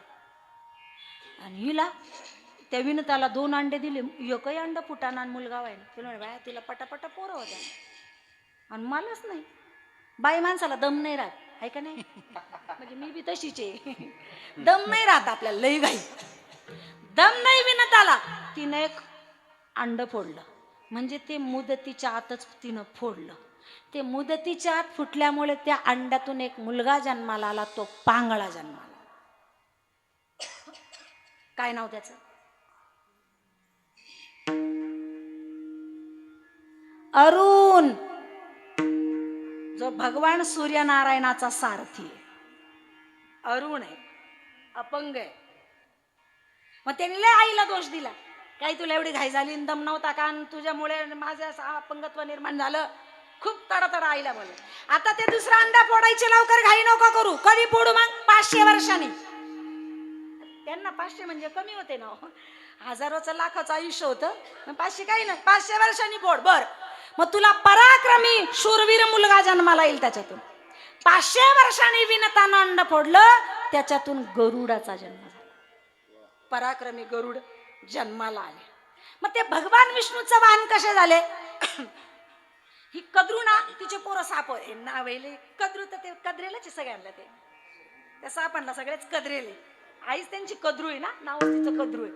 मग तिचे मुलं साप आणि विनताचा मुलगा अरुण. अरुण गेला सूर्यनारायणाचा सारथ झाला आणि गरुड राहिला. तर मग म्हणे, बाय हिला पराक्रमी पोरग झालं गरुड, नाही का? आता या दोघी बहिणी बहिणी म्हणा, सवती म्हणा, जावा म्हणा, काही नातं लावा. मग हा अरुण सूर्यनारायणाचा सारथी. तो रोज सूर्यनारायणाला बघायचा, रोज त्याच्या घोड्यांना बघायचा. इकडे एक दिवस ह्या दोघींची बैठक बसली. कोणाकोणाची? कद्रू आणि विनता. तर मग ती कद्रू म्हणे का ग तुझं पोरग सूर्याच्या इथं कामाला आहे. हा मग ते सूर्यनारायणाची घोडे त्या घोड्यांचा रंग कसा तुम्ही ही विणता म्हणे श्यामकर्ण घोडे ते श्यामकर्ण म्हणजे सगळा घोडा पांढरा आणि त्यांचा एकच कान काळा त्याला काय म्हणतात श्यामकर्ण असं का ते म्हणे नाही नाही सूर्याचे घोडे काळे ती म्हणे बाई रोज माझं पोरग जातं तिथं मला माहिती ना सूर्याचे घोडे पांढरे नाही नाही काळे आणि पांढरे काळे पांढरे ती म्हणली लागली का पैंस कशावरून नाही भांडतात बाया आता तो सूर्य पाहून गेला ना त्याचे घोडे काय करायचे आणलं दोघींना तर ती कद्रू म्हणली घोडे काळे विंता म्हणे माझं पोरग कामाला मला माहिती घोडे पांढरे ती म्हणे काळे निघाले तर आणि ही म्हणली पांढरे निघाले तर दोघींमध्ये असं ठरलं जर घोडे काळे निघाले कद्रू म्हणली तर तू माझ्या घरी दासी म्हणून काम करायचं आणि जर घोडे पांढरे निघाले तर मी तुझ्या घरी दासी म्हणून काम कर.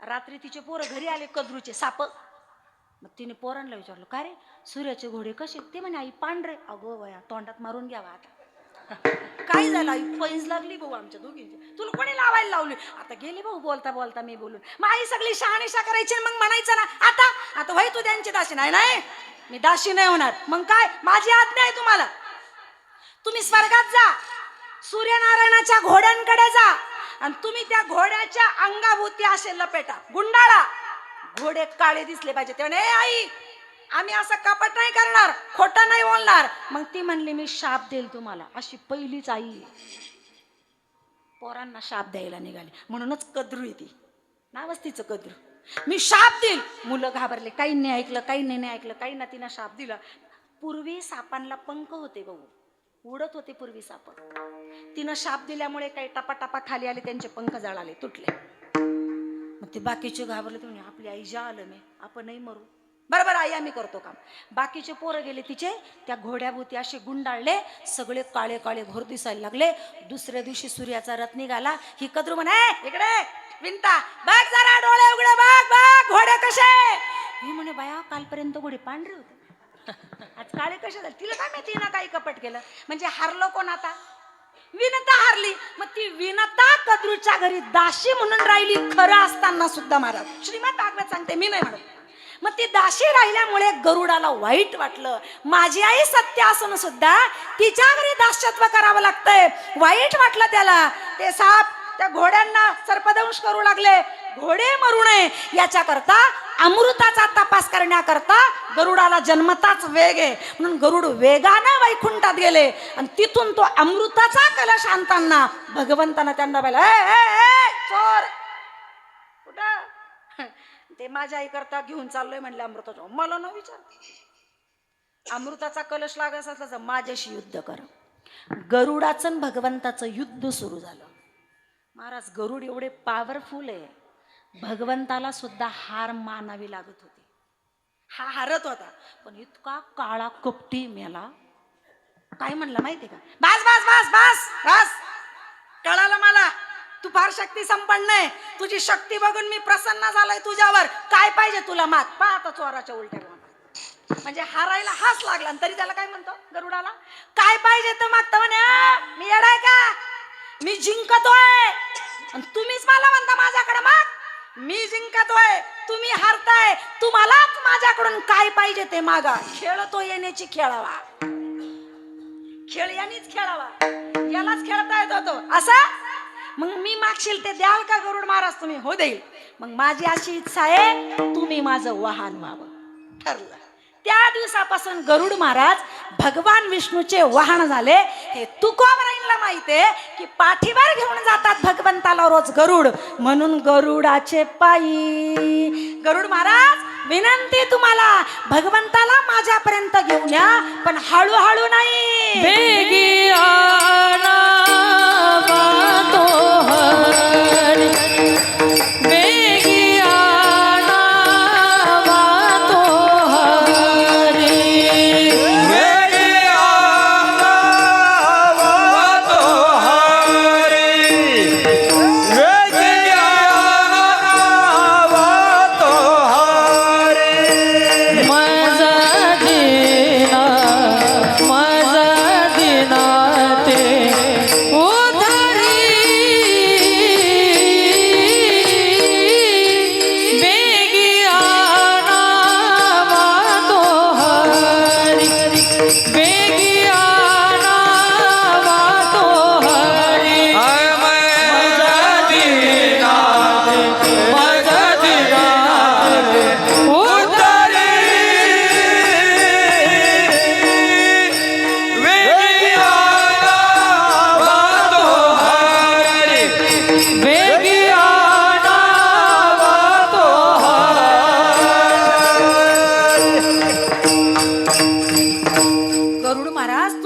देवाचं वाहन आहात. प्रत्येक ठिकाणी देवाला कुठेही न्यायचं असेल तर तुम्हीच तुमच्या पाठीवर त्यांना घेऊन जातात. तुम्ही त्यांचे वाहन आहात. बऱ्याच ठिकाणी पाहिलेले तुकोबऱ्याने त्याला. गजेंद्रानं धावा केला याचा तेव्हा पण देवाला कोण घेऊन आला?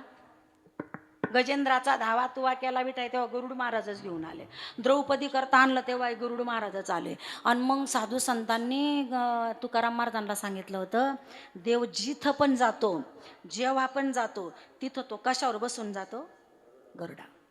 पिवळा पितांबर कैसा गगनी झळकला, गरुडावर बैसुणी, गरुडावर बैसुणी माझा कैवारी आला, माझा कैवारी आला. ये विठ्ठल माझे ये विठ्ठल माझे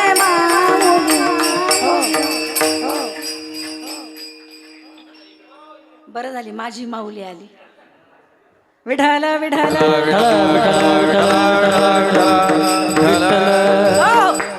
तर गरुड महाराज तुम्हीच भगवंताला घेऊन जातात, मला माहित आहे, म्हणून तुम्ही देवाला घेऊन या. पण अंतःकरणात उत्कंठा निर्माण झालेली आहे, तळमळ निर्माण झाली आहे, देवाला भेटण्याची इच्छा आहे. हळूहळू नका येऊ, माझा प्राण जाऊ पाहतोय. कसे आणा? वेगी आणावा तो हरी. वेगानं देवाला घेऊन या, वेगानं. गरुडाचा किती वेग आहे? गरुड महाराजांचा किती वेग आहे?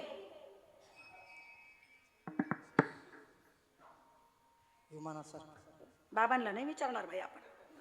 आता ते भागवतातले भीष्माचार्य, आपण काय विचारायचं त्यांनी? पण आपल्या तोडक्या मोडक्या अभ्यासानुसार किती गरुडाचा वेग? असं म्हणतात आपली पापणी ना, पापणी आहे ना तुम्हाला? हा, आपली पापणी ना, पापणी खाली पडून वर जायला जितका वेळ लागतो तेवढ्या वेळेमध्ये गरुड महाराज पृथ्वीच्या 3 प्रदक्षिणा करतात. किती वेळेत? आणि पाडा बरं खालीन जाऊ द्या बरोबर, किती तास लागतात? खाली पडून वर जायला जितका वेळ लागतो तेवढ्या वेळेमध्ये गरुड महाराज पृथ्वीची 3 प्रदक्षिणा करतात. तरी तुकोबाराय म्हणतात, वेगाना आणा देवाला माझ्याकडे. त्याच्यापेक्षा वेगे आणावा तो हरी, मज दिना ते उद्धरी. दिन म्हणजे काय? दिन दिन दिन म्हणजे काय? आपल्या दृष्टीने गरीब. दिन म्हणजे आपल्या दृष्टीने काय? गरीब. तुकोबाराय स्वतःला गरीबही म्हणतात. गरीब होते का तुकोबाराय? तुकोबाराय गरीब होते का? असे श्रीमंत होते. आणि सावकाराच्या सासूरवाड्या होत्या. दोन्ही पत्न्या तुकोबारायांच्या सावकाराच्या घरच्या होत्या. पहिली पत्नी, तुकाराम महाराजांना किती पत्न्या? काय काय नाव त्यांचे? आवली. बर, अजून दुसरी? जिजाबाई आवली एकच. ते जिजाबाईलाच महाराज लाडाने प्रेमाने आवली म्हणून. पहिल्या पत्नीचं नाव रुक्मिणीबाई. आणि ती लो गावची होती, मामाच्या गावची. तिचे वडील सावकार होते, सावकाराची पोरगी होती. तिला दम्याचा आजार असल्या कारणानं तिच्या डोळ्यासमोरच तुकोबारायांचं दुसरं लग्न झालंय. तिचं नाव आहे जिजाबाई. तिचे वडील पुण्यातले आप्पाजी गुळवे गुळाचे मोठे व्यापारी होते. म्हणजे ती श्रीमंताची. मग हे काही कमी होते का? शेती आहे, दुकान आहे, सावकारकी आहे, महाजन श्रीमंत होते तुकोबाराय. पण तरी स्वतःला दिन म्हणतात, गरीब म्हणतात. हा गरीबाचा अर्थ. दिन शब्दाचा अजून दुसरा अर्थ आहे, जे इंद्रियाच्या ताब्यात असतात त्याला म्हणतात दिन. आणि इंद्रिय ज्यांच्या ताब्यात असतात त्यांना म्हणतात इंद्रियाचे धनी. तुकोबाराय इंद्रियाचे धनीचे. काम क्रोध बंदी खाणी, तुका म्हणे दिले दोन्ही. इंद्रियाचे धणी आम्ही झालो गोस्वामी. आम्ही स्वामी आहोत इंद्रियाचे. इंद्रिय आमच्या ताब्यात आहे. आम्ही सांगतो ते आमचे इंद्रिय ऐकतात. पण तरी इथं तुकोबाराय म्हणतात आम्ही दीन आहोत, इंद्रियाच्या ताब्यात आहोत. ही तुकोबारायांकडे असणारी परमार्थातली नम्रता आहे महाराज, नम्रता आहे. म्हणून हात जोडून म्हणतात, हो गरुड महाराज लवकर घेऊन यावं देवाला. वेगी आणावा तो हरी, मज दिना ते उद्धरी. तुकोबाराय तुमचं सगळं म्हणणं ठीक आहे, पण मी वाहन आहे. आणि वाहन काय घरात पार्किंग करतात? वाहन घरात पार्क करतात का? मी आपल्या खाली पोर्च मध्ये इकडं बाहेरच राहतो. मला दरबारात एंट्री नाही. मी असा लांबून किती आवाज देणार आहे देवाला? देव योग निद्रेत आहे. देवा ओ देवा ओ असं किती आवाज दिला तर देव उठतील का? मग काय करू? आतमध्ये देवाच्या जवळ जे आहेत ना, तुम्ही त्यांना करा ना विनंती. कोण आहे आणि पायाजवळ कोण बसलाय त्यांना विनंती करा. पायलक्षो मीचे हाते पायलक्षो मीचे हाते पायलक्षो मीचे हाते पायलक्षो मीचे हाते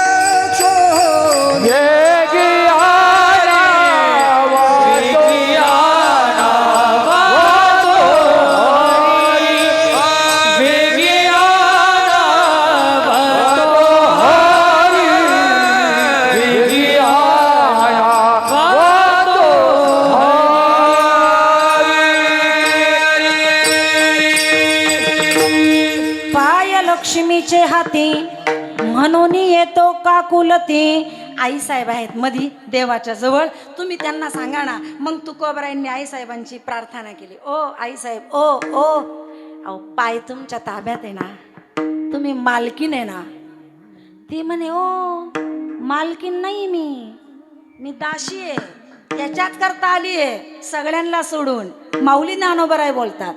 मग सर्वस्वे करुणी सेवा अभिमान सांडूनी पांडवा ते पाय धुवावयाची दैवा पात्र झाली.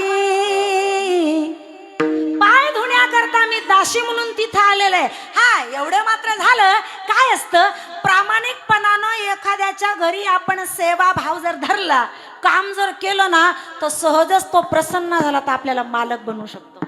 ही गेली दाशीच होऊन पण मालकीन बनली. पायच तिच्या ताब्यात आहे. नाही हो, तुम्ही मला मालक म्हणतात पण मी मालकीन नाहीये. मी त्यांच्या चरणाची दाशीचे. मी दाशी आहे आणि मालकाला जागा कसं करू, मालकाला कसं उठू? आणि जर मी उठवायला गेले तर मला दोष लागेल. म्हणून तुकोबराय मीही देवाला उठवू शकत नाही. मग देव योग निद्रेत. मग तुम्ही एक काम करा, ज्यांच्यावर ते पहुडलेले ना त्यांना थोडी विनंती करा. ते थोडे हल्ले ना, म्हणजे अंगाला कशी कळ लागते माणसाच्या, तसं त्यांना जर कळ लागली म्हणून जर ते थोडेसे हल्ले तर ते उठले तर उठले. होईल तुमचं काम. म्हणून तुम्ही त्यांना विनंती करा अभंगाच्या शेवटी. तुका म्हणे शेषा तुका म्हणे शेषा तुका म्हणे शेषा तुका म्हणे शेषा शेषा तुका म्हणे शेषा तुका म्हणे शेषा शेषा तुका म्हणे शेषा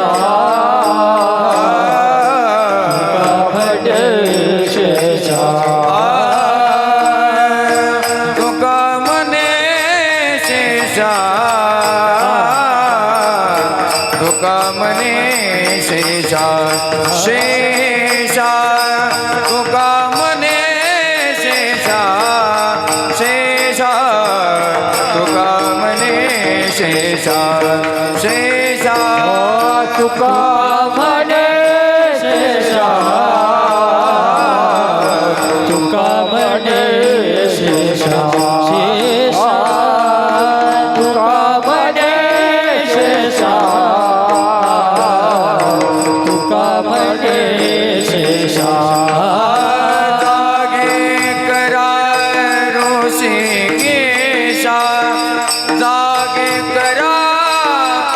ऋषिकेशा विज्ञानवा तो हरी विज्ञानवा तो हरी हरी विज्ञानवा तो हरी हरी विज्ञानवा तो हरी जागे करा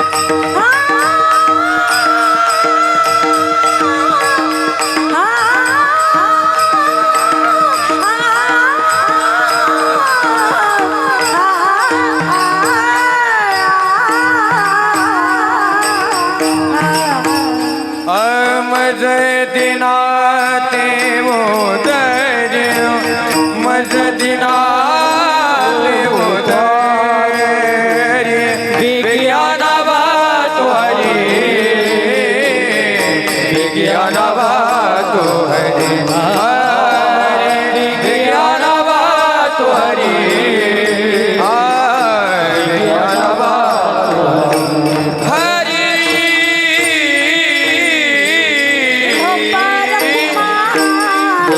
विठोबा रखुमाई जय जय विठोबा रखुमाई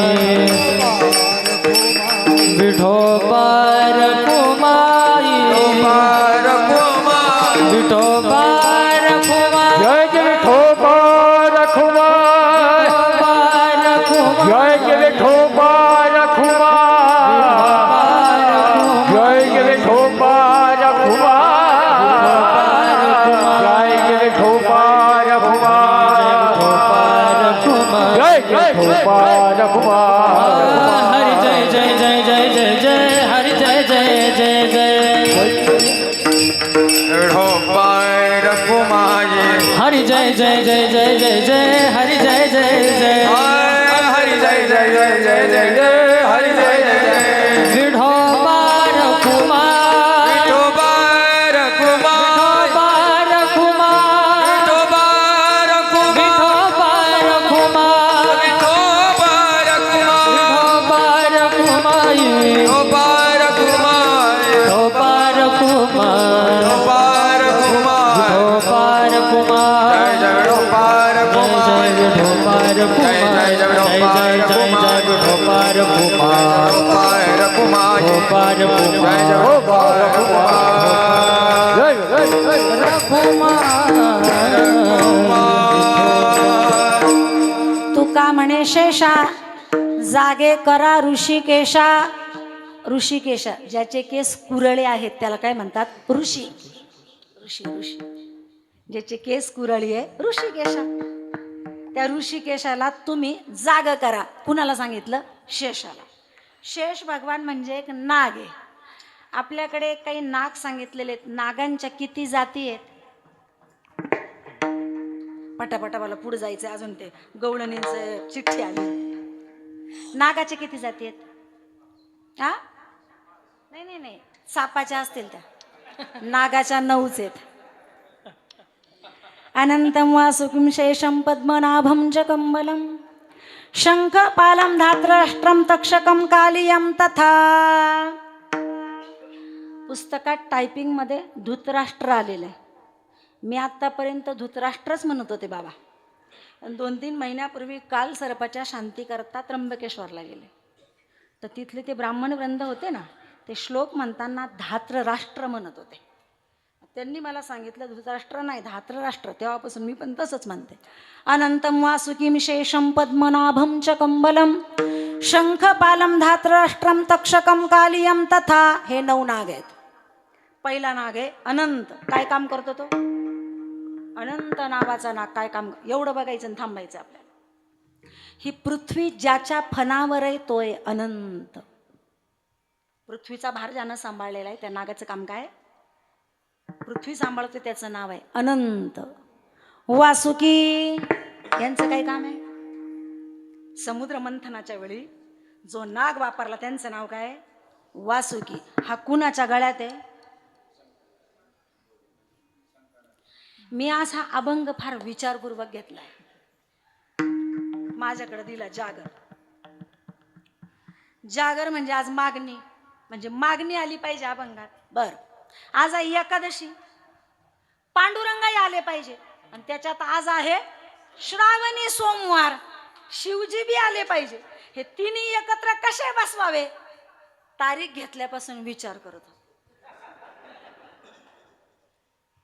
पण हे सुचलं मला बघा जमतंय का वासुकी भगवान शिवांच्या गळ्यात जो आहे ना त्यांचं नाव काय वासुकी असं ऐकलंय मी वासुकीची लांबी किती किती लांब आहे वासुकी असं ऐकलं वासुकी नागाची लांबी आहे 50 फूट इतका लांब आहे त्याला जर वेटुळा घालून बसायचं म्हणलं तर किती वेटुळे होतील त्याचे 50 फुटाचा नाग म्हणलं मग आता जर एवढे वेटुळे आणि एवढ्या उंचीचा जर वासुकी आहे त्याचं वजन किती असेल हा बर त्याचं वजन जर असं असेल तर ज्यानं गळ्यात धारण केलेलं आहे त्याच्या खांद्याचं वजन किती असेल म्हणजे भगवान शिव किती विराट आहेत अजून ऐका एवढ्या वजनाच्या वासुकीचं वजन, भगवान शिवाचं वजन, ज्यानं आपल्या पाठीवर घेतलेले त्या नंदीची ताकद किती असेल, किती ताकद असेल त्या नंदी महाराजाची. एवढा मोठा नाग, त्या नागाला धारण करणारे ते खांदे विराट भगवान शिवांचे, आणि त्या वासुकीला पण आणि त्या भगवान शिवांना सुद्धा आपल्या अंगावर धारण करणारे नंदी महाराज, किती मोठी ताकद असेल. तर तो वासुकी भगवान शंकरांच्या गळ्यात आहे आणि त्यानं समुद्र मंथनाच्या वेळेला काम केलंय. तो वासुकी. शेषम, हा शेष जो भगवान विष्णूची शय्या बनलेला आहे, त्याच्यावर शयन केलेले तो शेष. असं म्हणतात कलियुगाच्या शेवटी सगळं संपणार आहे, दोनच तत्व शिल्लक राहणार आहे. एक भगवान शेष, नद्यांमध्ये नर्मदा मैया, दोनच शेष राहणार. सगळं प्रलयामध्ये सगळंच वाहून जाणारे, नष्ट होणारे, शेष फक्त हेच राहणारे. शेष म्हणून त्यांचं नाव शेष आहे. म्हणून यांचं नाव काय? शेष. भगवंत त्यांच्यावर पहुडलेले, म्हणजे झोपण्याचं काम त्यांनी केलेले, शय्याचं काम त्यांनी केलेले, ते शेष. अनंतम वासुकीं शेषम पद्मनाभम म्हणतात. भगवंताच्या नाभी कमळाजवळ असणारे नाग, त्यांचं नाव आहे पद्मनाभ. कंबलम, असं वर्णन ऐकलंय, कश्यप ऋषींचे पण एक मुलगा होते कंबल नावाचे नाग, असं ऐकलंय महात्म्याच्या मुखातून, निश्चित माहित नाही. कंबल. शंखपालम म्हणतात हा पाताळामध्ये रत्नांची राखण करण्याकरता शंखपाल नावाचा नाग आहे. धात्रराष्ट्र, सगळ्या नागांचा हा राजा आहे. तक्षकाबद्दल तर तुम्हाला माहीतच आहे. राजा परीक्षितीला 7 दिवसात मरण ज्याच्यामुळे येणार आहे तो कोण आहे? तक्षक आहे. आणि कालियाचा आपला तर परिचय आहे. तो कुठं राहतो? यमुना डोहामध्ये राहतो का, ज्याच्या राहण्याने सगळं यमुना मैयाचं जल विषमय झालेलं आहे. असे सगळे नवनाग, त्याच्यातील हे भगवान शेष, जे भगवान विष्णूंची शय्या बनलेले, त्यांना तुकोबराय विनंती करतात. तुका म्हणे शेषा, जागे करा ऋषिकेशा, वेगी आणावा तो हरी, मज दिना ते उद्धरी. ज्ञानेश्वर माऊली, महाराज ज्ञानेश्वर माऊली, ज्ञानराज माऊली, महाराज ज्ञानेश्वर माऊली, ज्ञानराज महाराज ज्ञानेश्वर माऊली, ज्ञानराज माऊली तुका. गरुडाचे पायी ठेवी वेळोवेळा डोई, यथामते यथौकाश भंगाचं चिंतन माझ्या अल्पमतीने आपल्यासमोर मांडण्याचा प्रयत्न केला. योग्य असेल ते स्वीकारा, चुकले असेल ते माझ्या वाणीचा दोष समजून माझे मला परत करा. आज या ठिकाणी कोटमगाव या गावामध्ये वार्षिक सालाबादप्रमाणे चालू असणारा पर्व काळावरील यज्ञ, भगवंताच्या कृपेनं, साधू संतांच्या आशीर्वादाने आणि आपल्या गावातीलच असणाऱ्या काही थोर महात्मे, जे देवराम दादांसारखे असतील, अन्य महात्म्यांसारखे जे असतील, त्या जुन्या लोकांनी हा जिवंत ठेवलेला सप्ताह, त्यांनी फार आतोनात कष्ट केले. मंदिरही जुनं होतं तेव्हापासून, मी देवराम दादांच्या काळापासूनची सेवा आहे माझ्याकडे कोटमगावची. असा हा जुना त्यांच्या हस्ते मुरलेला यज्ञ, साधू महात्म्यांच्या थोर आशीर्वादानं, ग्रामस्थांच्या फार मोठ्या प्रयत्नातून आणि दातृत्व शक्तीतून उभा असणारा हा यज्ञ. आणि यज्ञातील आजच्या वार्षिक सालाबादप्रमाणे हा दिवस बदलत नाही. जागराची सेवा तुमच्या सगळ्यांच्या आज्ञेनं माझ्याकडे असते. तशी मी गेल्या वर्षी अपेक्षा केली होती, माझ्याकडे पहिला दिवस द्या म्हणजे मला नागपंचमी सांगता येईल. पण कोण ऐकतो? घाबरतच नाही हो लोक, मला घाबरतीच नाही कोणी, मला ऐकतच नाही माझं कोण. पहिला नाही तो शेवटचा दिवस जागराची सेवा वार्षिक सालाबादप्रमाणे तुमच्या सगळ्यांच्या आज्ञेनं माझ्याकडे आली. निमित्तानं तुम्हा सर्व संत मायबापांचा माझ्यासारख्या पामराला दर्शनाचा योग मिळतोय. तुम्ही उंच कान आहे तुमचे, चांगले श्रवण करणारी माणसं आहात तुम्ही चांगलं श्रवण करतात म्हणून मला अभ्यास करावा लागतो. नाही तर मग मी बी आपल्यास काय असं काहीतरी नांगरून वखरून नेलं असतं. पण तुमच्यासारखे ऐकणारे श्रोते म्हणून अभ्यास करावा असा वाटतो. हे तुमचेच आशीर्वाद आहेत, तुमचेच उपकार आहेत माझ्यावर, की तुमच्यामुळे अभ्यास करावा लागतो. असे तुम्ही जनसमुदाय श्रोतूवर्ग, सगळ्यांचे आभार. कार्यक्रमाच्या निमित्तानं उपस्थित गुणीजन, ग्रामस्थ, भजनी मंडळ सगळे दिसत आहेत, पण ते दादा नाही दिसत. काय नाव त्यांचं? कोण? गंगाभाऊ. कुठे गेले ते? डोळ्यांचं ऑपरेशन झालं. सगळे चेहरे दिसतात पण ते दिसाना मला, म्हणून म्हणलं. बर, तर असे असणारे सगळे हे जुनी भजनी मंडळ, नवीन भजनी मंडळ, नवीन सगळे कार्यकर्ते मंडळी, सगळ्यांचे आभार. आणि परिसरातून आलेलं भजनी मंडळ त्यांचे आभार. विशेष रूपानं गायनाची साथसंगत रोज ज्यांच्या माध्यमातून आहे असे आदरणीय परमार्थप्रेमी गायन सम्राट आपल्या जिल्ह्याचं वैभव, ज्यांच्याकरता मला शब्द वापरावा वाटतो. अहंकार विरहित जीवन जगणारं, नावासारखंच ज्या माणसाचं अंतकरण सागरासारखं विशाल आहे असे आदरणीय श्री परमार्थप्रेमी सागरजी महाराज घुमरे उपस्थित आहेत. या माणसाला अभिमानानं वागताना मी कधीच नाही पाहिलेलं. वास्तविक खूप मोठा व्याप आहे. वारकरी गुरुकुल आहे त्यांच्याकडे, एवढ्या विद्यार्थ्यांना घडवतात. वास्तविक मी फार बिझी माणूस असं दाखवायला पाहिजे, पण कुणी बोलवावं तर लगेच जावं असा अभिमान त्यांच्या चेहऱ्यावर दिसत नाही, वागण्यातून दिसत नाही. असे सागरजी महाराज उपस्थित आहेत. गोड त्यांचा आवाज आहे, त्यांचे आभार. आणि खरं तर आनंद वाटायला लागला. आता एवढ्यात काय झालं माहिती आहे का, आपल्या परिसरात आहे ना, आपल्याच भागातले कीर्तनकार, गायक, वादक बोलवले याचा फार स्वाभिमान आणि आनंद आहे. आपल्या माणसांना प्राधान्य आपण दिलंच पाहिजे. म्हणजे बाहेरचे बोलवायचे नाही असं नाही म्हणणं, पण आपल्याकडे चांगले अभ्यास आहे, चांगले गायक आहेत, वादक आहेत. तर त्यांचे आभार. आदरणीय श्री भक्तपरायण गायन सम्राट अक्षय महाराज, ज्यांच्या गायनाचा कधी क्षयच होणार नाही, अक्षय महाराज आपले सुद्धा आभार. गोड मृदंगाची साथ करणारे मृदंग अलंकार हरिभक्तपरायण ओम महाराज सांगळे. ओम मारवा ओम, जिथून सुरुवातच आहे. ओम महाराज आपले सुद्धा आभार. आणि विनेकरी म्हणून आपले गंगा पाडाळीचे असणारे हरिभक्तपरायण, पाडाळीच ना, वैभवच निर्माण झालो ना मग. काय वैभवात पोरग नाचलो. वैभव महाराज आपले सुद्धा आभार. काही महिला मंडळ पण इथं उपस्थित आहेत, त्यांचे आभार. खऱ्या अर्थानं रंगदेवता निर्माण करणारे हसमुख चेहऱ्याचे बऱ्याच जणांचे स्टेटस पाहते मी, रंगतात ते मस्त नाही का. असे आपले दोन्ही मालदार चोपदार हरिभक्तपरायण म्हणजे प्रकाश भाऊ आहेत, हरिभक्तपरायण कैलास भाऊ आहेत. चोपदाराचं काम फार मोठं असतं, माऊलींच्या सोहळ्यात केवढा मोठा अधिकार आहे, असं गोड काम प्रकाश भाऊ आणि कैलास भाऊ करतात, त्यांचे आभार.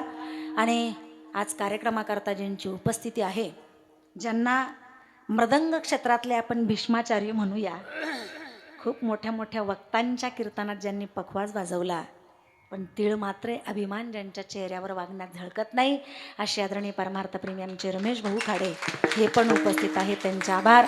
गायनाची साथ संगत करणारे हरिभक्तपरायण नागरे महाराज जुने गायक आहेत. मी लहान होते तेव्हापासूनचे मी त्यांना गायक, ते आहे तसेच आहेत. गोड गायन आहे. कोटमगावमध्ये त्यांच्यापासून सुरुवात झाली, देवराम बाबांना सांगून. नागरे महाराजांचे पण या ठिकाणी आभार. आणि खऱ्या अर्थानं आपण श्रीमद भागवत ग्रंथ समोर घेतो, कथा करतो. माझा अधिकार नाही, कारण मला कथाच येत नाही. मी झिरोचे अडाणीच, अजून शिकते, थोडी अभ्यास होई मी अजून. तर ग्रंथ समोर घेतात, टिपणाची वही समोर असते, तेव्हा कथा होते. पण एक ओळीचं सुद्धा टिपण समोर नाही, ग्रंथसुद्धा उघडत नाही. अख्खी वंशावळ श्रीमद भागवतातले नावासह ज्यांची तोंडपाठ आहे, असे श्रीमद भागवतातले भीष्माचार्य आदरणीय परमार्थप्रेमी गुरुतुल्य गुरुवर्य हरिभक्तपरायण आमचे काका. मला सौभाग्यानं आनंद वाटतो सांगायला, कुठेही गेले तरी ते समाजामध्ये स्वाभिमानाने सांगते, माझी मानसकन्या आहे, माझी शारदाताई हा माझा स्वाभिमान आहे. असे माझे काका, माझ्या वडिलांची जागा भरून काढणारे हरिभक्तपरायण रामदासजी महाराज जाधव शिंगवेकर यांची उपस्थिती इथं आहे. मी त्या टोपीवरून ओळखलंच नाही बाबा, पण तुम्ही गोड दिसता या टोपीत बरं का. घालत जा टोपी, म्हणजे लोकांनी तुम्हाला घालण्यापेक्षा तुम्हीच घालून घ्या डोक्यात. गोड दिसते तुम्हाला, लोक काय घालतील तो डोक्यात, तुम्हाला बाबा हुशार येत नाही का. बाबांची उपस्थिती या ठिकाणी आहे, त्यांचे आभार. खऱ्या अर्थानं आमच्यावर प्रेम करणारी परिसरातून मंडळी आहे. हिंगणवेढा असेल, गंगा पाडाळी असेल, सामनगाव आहे, कोटमगाव आहे, मोहगाव आहे, बाबळेश्वर आहे, चांदगिरी आहे, परिसरातून सगळी मंडळी आली, त्यांचे आभार. विशेष रूपानं आज आमचे पंचग्रामस्थ उपस्थित आहे, त्यामध्ये आमचे गणपत भाऊ अगदी कुटुंबासह उपस्थित झालेले आहेत, त्यांच्या सौभाग्यवती आहेत. शंकर भाऊंच्या सौभाग्यवती आहेत. दिलीप भाऊंची कन्या आहे, त्यांचा मुलगा पण आहे, अर्थात माऊली सिस्टीमचे मालक इथं उपस्थित आहे. सगळ्यांचे आभार. आणि खऱ्या अर्थानं आमचा सगळ्यांचा आवाज आपल्यापर्यंत पोचवण्याचं काम ज्यांनी केलं, राम लखन साऊंड सिस्टीम अतिशय सुंदर. ते असले ना का परत माईककडे बघायचं, तिकडे बघायचंच नाही त्यांच्याकडे. आपल्याला काय पाहिजे ते त्याच्यातले मुरब्बी आहे, त्यांना माहीत आहे. ठराविक सिस्टीम आपल्या भागात आहे, त्यामध्ये रामलखन आहे, माऊली सिस्टीम आहे. म्हणून भाऊंचे खूप खूप अभिनंदन, आभार. कुणाचं नाव राहिलं असेल तर माझा दोष समजा. डोळ्यासमोरचे सगळे माणसं आहेत पण नाव राहून जातं. सगळ्यांचे आभार. इकडच्या बाजूनं मृदंगाची साथ करणारे मृदंग अलंकार अधिभक्तपराय सार्थक महाराज, त्यांचे पण या ठिकाणी आभार. उपस्थित जनसमुदाय आपले आभार मानून इथेच सेवेला पूर्णविराम द्यायचा आहे. पण चिठ्ठी पण आली गवळणीची, आणि जसा कार्यक्रम घेतला तशी गवळण म्हणा आणि कोणती गवळण म्हणा हे पण दम देऊन सांगितलेले मला. त्याच्यामुळे तीच गवळण आपण म्हणूया. वारकरी संप्रदायानुसार कार्यक्रमाची सांगता करू आणि मग गवळण म्हणू. विठ्ठल जय जय विठ्ठल, जय जय विठ्ठल, जय जय विठ्ठल, जय विठ्ठल, जय जय विठ्ठल, जय जय विठ्ठल, जय जय विठ्ठल. हा बोलिलेली पुरी वेडे बापुडे वंदने करा. क्षमा करा महाराज.